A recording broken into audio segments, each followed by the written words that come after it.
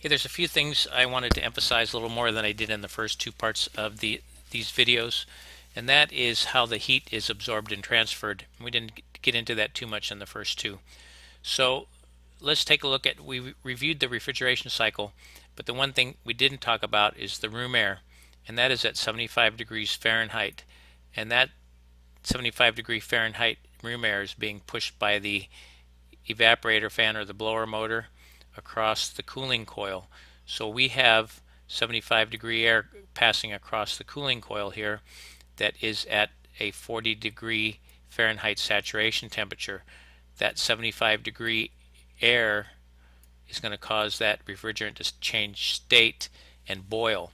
And remember from our law of thermodynamics, heat flows from hot to cold, or to less, from heat to less heat. So we have 75-degree Fahrenheit air, and that those molecules in motion, that heat energy is transferred into that refrigerant, and that heat is entered into the refrigerant itself while it's changing state. And if you remember, that changing of state takes tons and tons of heat energy, so all of that heat energy is absorbed right here.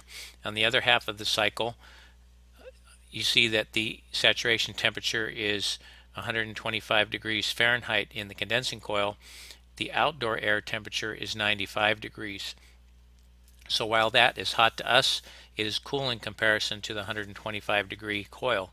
So the condenser fan is blowing the 95 degree air across the coil, the condensing coil, and as the refrigerant changes state from vapor to liquid, all of the heat that was absorbed over here in the first half of the refrigeration cycle is now being released and transferred from the condensing coil and the refrigerant into the 95 degree air, because that heat flows from hot to cold.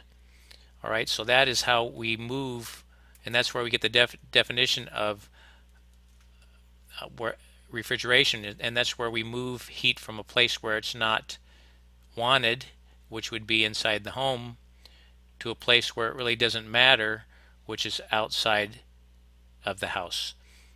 And it moves, and it does that just by picking up the heat in the house and dumping it outside.